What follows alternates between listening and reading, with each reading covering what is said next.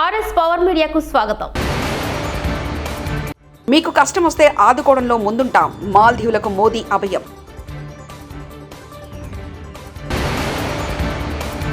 పవన్ కళ్యాణ్ ప్రసంగం 70వ వన్యప్రాణి వారోత్సవ కార్యక్రమం మంగళగిరిలో.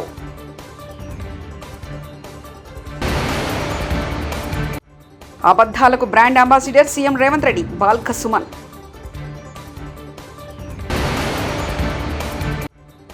ధనలక్ష్మిగా అమ్మవారు 45 లక్షల కరెన్సీ నోట్లతో అలంకారం.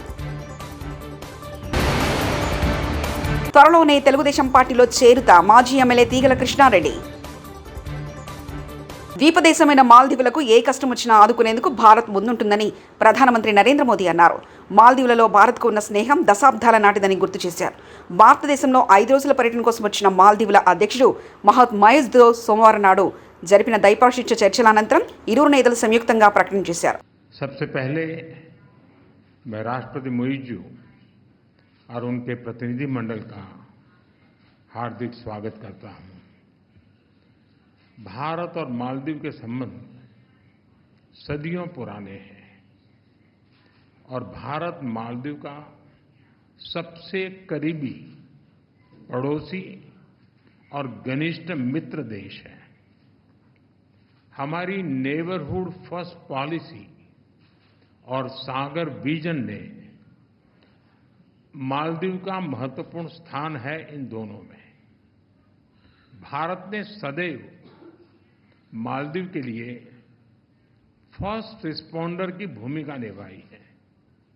चाहे मालदीव के लोगों के लिए एसेंशियल कमोडिटीज की जरूरत पूरा करना हो, प्राकृतिक आपदा के समय पीने का पानी उपलब्ध कराना हो, కోవిడ్ के समय హింస మార్గంలో ఏం సాధించలేమని జనజీవన స్రవంతిలో కలవాలని మావోయిస్టులకు కేంద్ర హోంశాఖ మంత్రి అమిత్ షా పిలుపునిచ్చారు. హింస మార్గాన్ని వీడే మావోయిస్టుల కోసం అనేక సంక్షేమ పథకాలు అమలు చేస్తామని ఆయన పేర్కొన్నారు. వాటిని వినియోగించుకుని ప్రజల్లోకి రావాలని మావోయిస్టులకు ఈ సందర్భంగా కేంద్ర మంత్రి అమిత్ షా సూచించారు. సోమవారం న్యూఢిల్లీలోని కేంద్ర హోంశాఖ మంత్రి అమిత్ షా అధ్యక్షతన మావోయిస్టు ప్రభావిత రాష్ట్రాల ముఖ్యమంత్రులు, హోంశాఖ మంత్రులతో సమీక్షా సమావేశాన్ని నిర్వహించారు. ఈ సమావేశం 2023 మార్చి 31వ తేదీ నాటికి దేశంలో నక్సలిజం అంతం, అర్బన్ నక్సల్ అంశాలపై చర్చించారు. త్వరలోనే తెలుగుదేశం పార్టీలో చేరుతానని మాజీ ఎమ్మెల్యే తీగల కృష్ణారెడ్డి తెలిపారు. పార్టీకి మళ్లీ పూర్వవైభవం తీసుకొస్తామని చెప్పారు. హైదరాబాద్లో తెలుగుదేశం పార్టీ అధినేత ఏపీ సీఎం చంద్రబాబును ఆయన నివాసంలో తీగల కలిశారు. అనంతరం మీడియాతో ఆయన మాట్లాడారు. చంద్రబాబు తెలుగుదేశం పార్టీ వల్లనే హైదరాబాద్ అభివృద్ధి జరిగిందన్నారు. తెలంగాణలో తెలుగుదేశం పార్టీ అభిమానులు చాలా మంది ఉన్నారని చెప్పారు.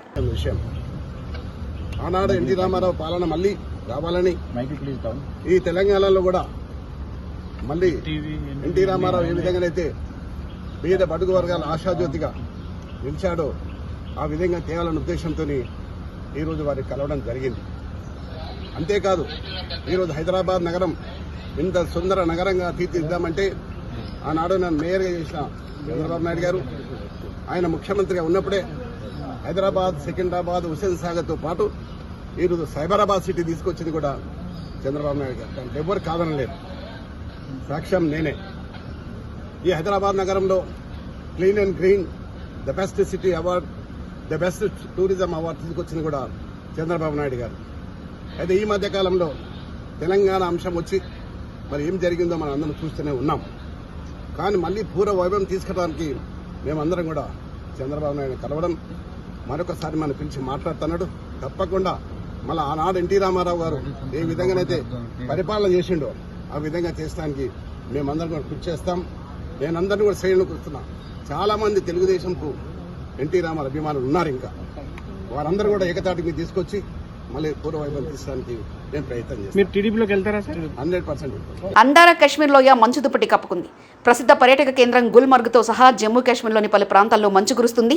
ధవల వర్ణంతో మెరిసిపోతున్న ఆ ప్రాంతాలను చూసేందుకు పర్యాటకులు భారీగా తరలివస్తున్నారు.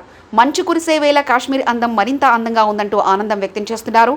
ఆ సుందర పర్యాటక ప్రాంతాలను మీరు చూడండి. దేశవ్యాప్తంగా దేవీ నవరాత్రి ఉత్సవాలు వైభవంగా నిర్వహిస్తున్నారు. పశ్చిమ బెంగాల్లోని కొందరు నిర్వాహకులు దుర్గమ్మ పూజా మండపాన్ని ఢిల్లీలోని అక్షరధామ్ ఆలయ నమూనాలో ఆకర్షణీయంగా ఏర్పాటు చేశారు.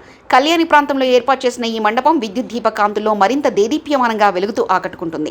ఈ మండపాన్ని చూసేందుకు పరిసర ప్రాంతాల ప్రజలు అధిక సంఖ్యలో తరలివస్తున్నారు. అనంతపురం జిల్లా రాయదుర్గం పట్టణంలో శ్రీ నగరేశ్వర స్వామి ఆలయంలో శరన్నవరాత్రి ఉత్సవాలు ఘనంగా జరుగుతున్నాయి. ఉత్సవాల సందర్భంగా శ్రీ వాసవి కన్యకా పరమేశ్వరి 45 లక్షల కరెన్సీ నోట్లతో ధనలక్ష్మీదేవి రూపంలో అలరించారు. ఆర్యవైశ్య యువజన సంఘం ఆధ్వర్యంలో అమ్మవారికి ఇలా అద్భుతంగా అలంకరణ చేశారు. అమ్మవారికి మహిళలు సామూహిక కుంకుమార్చన, పంచామృత అభిషేకం, పుష్పాలంకరణ వంటి విశేష పూజలు నిర్వహించారు.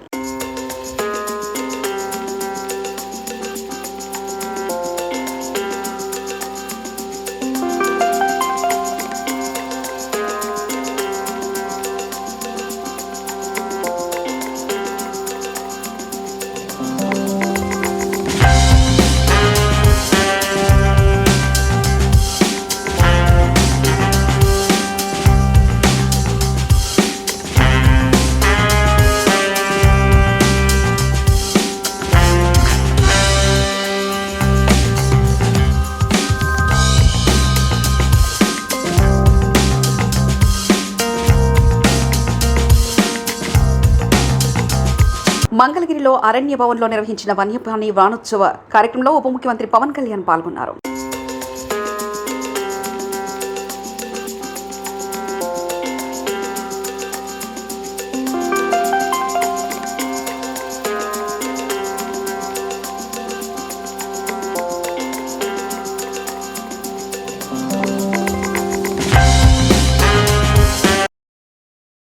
దేవీ నవరాత్రుల సమయంలో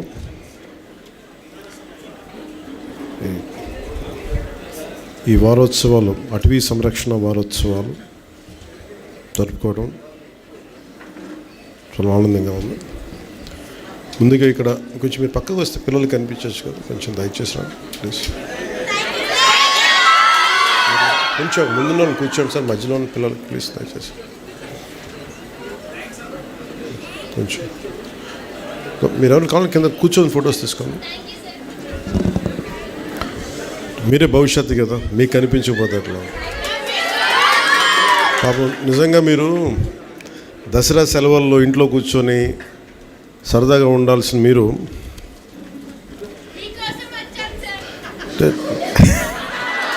అలాగే అంటే నేను కూడా మీరు వస్తున్నారని మీకోసం వచ్చాను. దేనికి తపన పడతా ఉంటే మన తల్లిదండ్రులు తపన పడితే ఎవరికోసం తపన పడతారు? బిడ్డలు బాగుండాలి తపన పడతారు. ప్రభుత్వాన్ని నడిపే వ్యక్తులు ఎవరైనా సరే, పెద్దలు, వాళ్ళ ప్రభుత్వం ఒక స్థాయికి వచ్చాక అందరూ బాగుండాలని కోరుకుంటాం.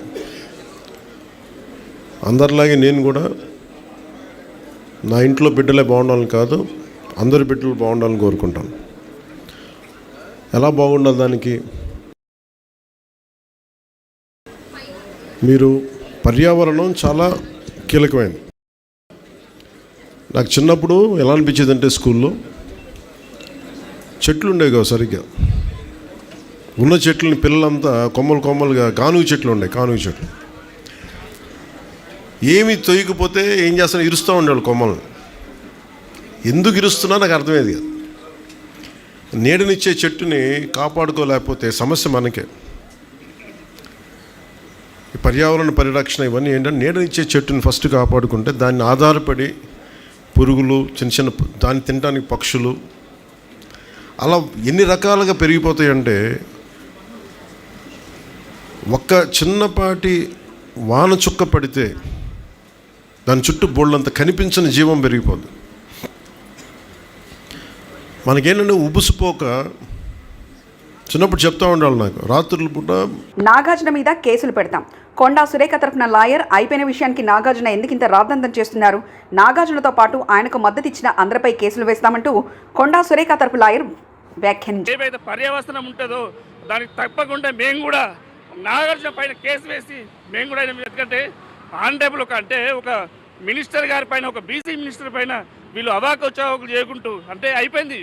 వాళ్ళు దానికి ముందు ఇప్పుడు ఇంత చేసిర్రు, ఇంతకుముందు నారా చంద్రబాబు నాయుడు వైఫ్ మీద ఇట్లా ట్రోల్ చేసిండ్రు, రకరకాల వ్యక్తుల మీద. మొన్న కొండా సురేఖ పైన ఒక దండ నూలు. కూటమి ప్రభుత్వం అధికారంలోకి వచ్చిన 4 నెలల్లోనే పెన్షన్ తప్పు చెప్పిన పథకాలు ఒకటి అమలు కావడం లేదని మండిపడ్డారు. వైఎస్ఆర్సీపీ రాష్ట్ర అధికార ప్రతినిధి మాజీ ఎమ్మెల్యే రాజమల్లు శివప్రసాద్ రెడ్డి విజయవాడ వరద పాలు కావడానికి సీఎం చంద్రబాబు నాయుడు కారణమని ధ్వజమెత్తారు. కోతులకు రూపాయలు 26 కోట్లు, పులిహోరకు రూపాయలు 360 కోట్లు ఖర్చు అంటూ మోసం చేశారని విమర్శించారు. పులిహోర ప్యాకెట్లకి 360 కోట్లు, ఈ లెక్కలన్నీ ఏంది అసలుకు?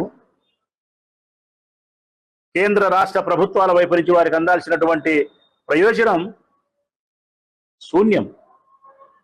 ఈరోజు గుంటూరు కలెక్టర్ ఆఫీస్ దగ్గర కొన్ని వందల వేల మంది పడిగాపులు కాస్తా ఉన్నారు. మాకు రావాల్సిన 10,000 ఎక్కడా, మాకు రావాల్సిన 20,000 ఎక్కడా అని చెప్పి. ఇంత వైఫల్యం మునుపెన్నడూ ఏ ప్రభుత్వంలో కూడా మేము చూడలే. ఇంత దారుణంగా ఒకవైపు విజయవాడ వరదలు ముంచెత్తితే, మరొక వైపు ఈ 4 నెలల కాలంలో పదుల సంఖ్యలో చిన్నపిల్లల యొక్క మానానికి ప్రాణానికి రక్షణ లేదు.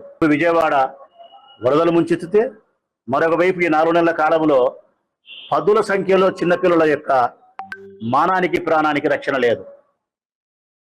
1 కాదు 2 కాదు రాష్ట్ర ప్రజలారా, పదుల సంఖ్యలో.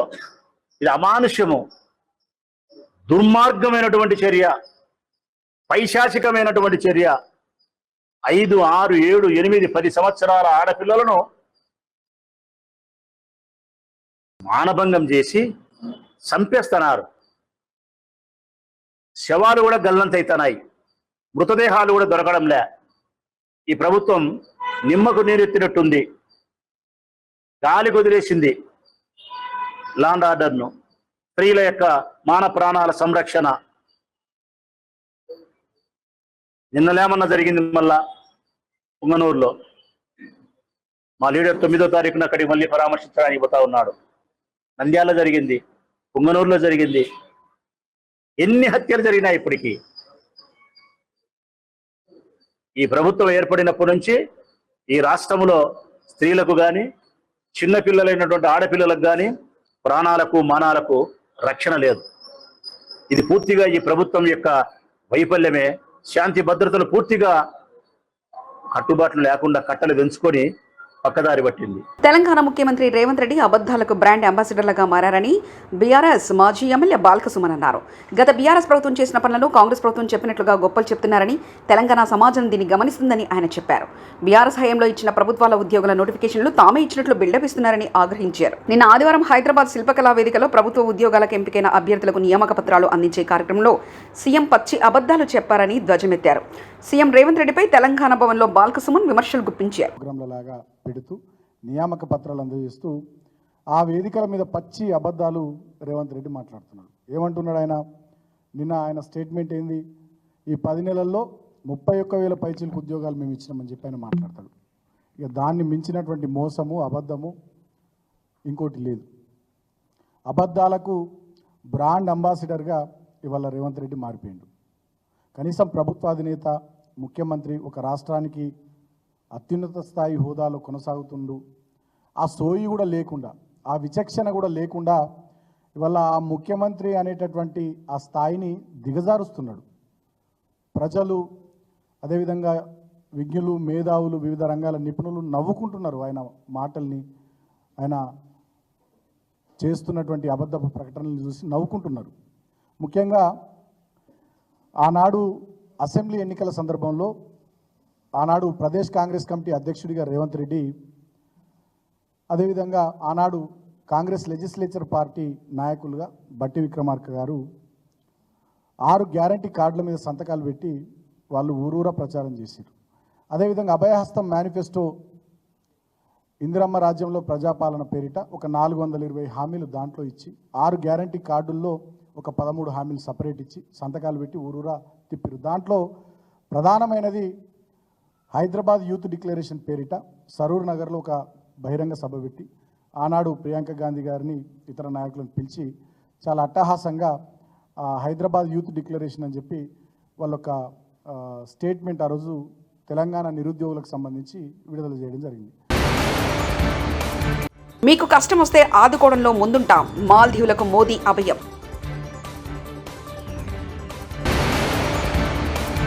పవన్ కళ్యాణ్ ప్రసంగం 70వ వన్యప్రాణి వారోత్సవ కార్యక్రమం మంగళగిరిలో.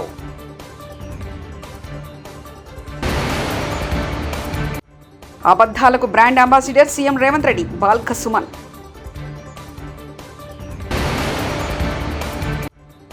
ధనలక్ష్మిగా అమ్మవారు 45 లక్షల కరెన్సీ నోట్లతో అలంకారం. త్వరలోనే తెలుగుదేశం పార్టీలో చేరుతా మాజీ ఎమ్మెల్యే తీగల కృష్ణారెడ్డి. మరిన్ని న్యూస్ కోసం చూస్తూనండి RS పవర్ మీడియా.